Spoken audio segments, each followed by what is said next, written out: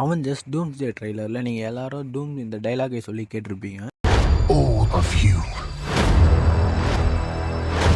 have lived stolen lives. இதில் டூம் சொல்கிற stolon lives வந்து என்னென்னு பார்த்தீங்கன்னா, உங்களுக்கே தெரியும். ஆப்வியஸாக கேப்டன் அமெரிக்கா வந்து 1940 தங்கிட்டு இருப்பார். பெக்கி கூட இருந்து, அதுவும் இல்லாமல் ஒரு குழந்தை வேறு வந்துருக்கும். அதுவும் இல்லாமல் எக்ஸ்மேன் வந்து பார்த்தீங்கன்னா டேஸ் ஆஃப் ஃபியூச்சர் பாஸ்டில் போய் அவங்களோட ஃப்யூச்சரை ஆல்டர்னேட் பண்ணியிருப்பாங்க.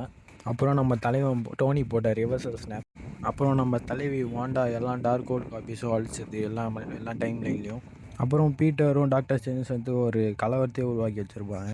அப்புறம் தாரோட டாட்டர் லவ், அவளும் எட்டர்னிட்டி கிட்டேருந்து வந்தவ தான். அப்புறம் கடைசியாக நம்ம தலைவன் லோக்கி, அவனும் காட் ஆஃப் ஸ்டோரிஸாக மாறியிருக்கான். ஸோ இதெல்லாம் நடந்ததுனால தான் இந்த மொத்த டைம் லைனும் கொலாப்ஸ் ஆகிருக்கு. அதனால தான் நம்ம தலைவன் டூம் வந்து பார்த்திங்கன்னா அவனோட பிளான் தான் கரெக்டுன்னு சொல்லி முடிவெடுத்துருக்கான்.